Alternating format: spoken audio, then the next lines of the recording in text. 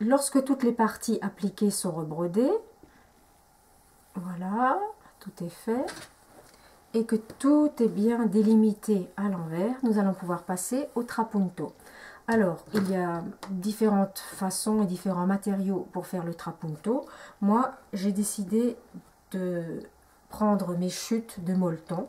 Alors là, c'est du molleton qui est assez plat. Le molleton gonflant marche très très bien, mais je n'en ai plus, donc je vais utiliser mes chutes de molleton plat. Je coupe des bandes qui font environ 2 cm de large. Vous voyez, je le replie en 4, même on pourrait imaginer encore une fois. Je fais une seule coupe pour avoir des bandes que je vais ensuite introduire par la toile à beurre.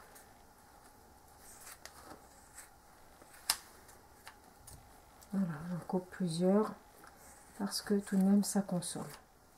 Pour faire le trapunto, le meilleur outil est le petit outil stuffing de chez Clover qui marche vraiment très très bien. Alors vous allez commencer par le poser à plat et vous frottez la toile à beurre pour écarter les fils et vous faites un trou.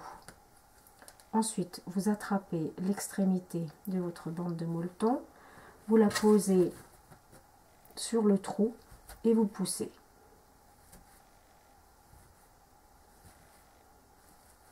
Alors, il faut veiller à aller bien au fond de la zone. Et ensuite, vous attrapez toujours un peu de molleton et vous bourrez. Introduisez la bourre petit à petit. Alors, il ne faut pas en mettre trop parce que sinon, ce serait trop dur et vous auriez du mal à rebroder dessus. À traverser une couche, enfin un rembourrage trop dur, trop serré, vous auriez du mal à rebroder. Et d'autre part, si vous mettez beaucoup de molleton dedans, votre ouvrage va vraiment trop froncer. Donc il faut tout de même que votre bourre reste souple sous le doigt. Donc quand c'est assez, vous retournez pour voir de quoi ça a l'air de l'autre côté. Donc il n'y a pas de fronce, donc on peut dire que c'est bon. Ensuite, vous prenez les ciseaux, vous laissez une petite queue de molleton, voilà, un tout petit centimètre, que vous allez introduire jusqu'au bout. Et ensuite, vous allez refermer un peu le trou que vous avez fait et attraper l'excédent de bourre et le pousser vers la pointe. Et quand ça c'est fait, vous pouvez prendre, vous prenez une aiguille et vous refermez les trous. C'est pas la peine de perdre trop de temps avec ça parce que de toute façon ça va être caché ensuite.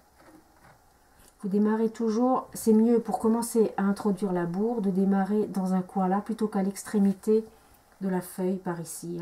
L'œil va toujours regarder d'abord le bord extérieur, donc on aimerait que ceci soit net, plutôt que...